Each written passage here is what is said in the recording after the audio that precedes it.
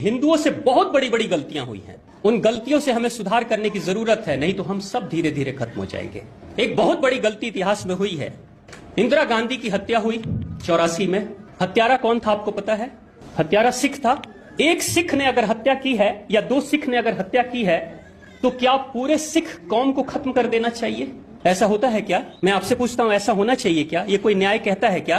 अगर ऐसा होता तो महात्मा गांधी जब जीवित थे उस समय महात्मा गांधी के फॉलोअर्स 1,10,00,000 लोग थे। किसी नेता के सबसे बड़ी संख्या में अगर अनुयायियों की संख्या रही है तो वो महात्मा गांधी रहे हैं। नाथूराम गोडसे ने मार दी, किसी भी कारण से उनकी हत्या हुई, लेकिन नाथूराम गोडसे किस जाति का था? ब्राह्मण। तो क्या उस समय सारे ब्राह्मणों को खत्म कर देना चाहिए था? नहीं किया ना भारत के लोगों ने। लेकिन यहां सिख जब दो सिख मारते हैं तो सारे सिख को चुन चुन के उनके दुकानों को लूटा गया, उनके घर को लूटा गया, उनकी हत्या की गई। मैं उस समय छोटा बच्चा था, मैंने भी देखा कि हिंदू लूट रहे थे दुकानों को।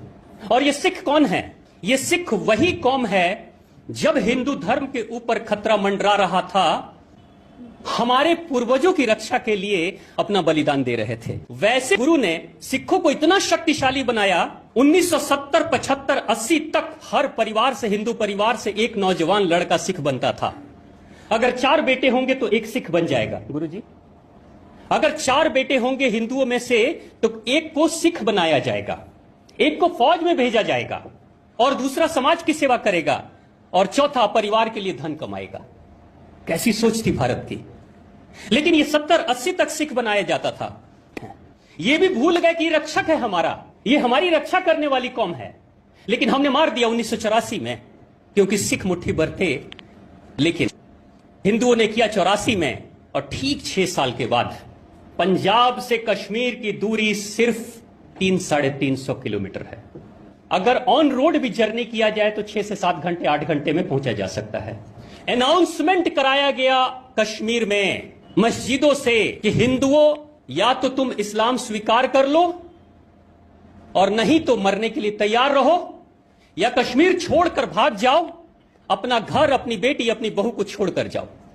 यह अनाउंसमेंट हुआ 1-2 दिन नहीं, कई दिनों तक। बगल में ही सिख कौम है जो हिंदुओं की रक्षा करती है, वो नहीं आए, और 70,000 हिंदू ब्राह्मण मारे गए। कत्लेआम हो गया, बलात्कार हो गया, सब कुछ हो गया, देखते रह गए।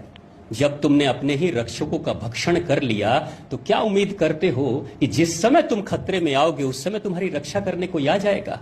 वफादार जो कोई प्रहरी था आपके धर्म का, उसी को मार डाला आपने।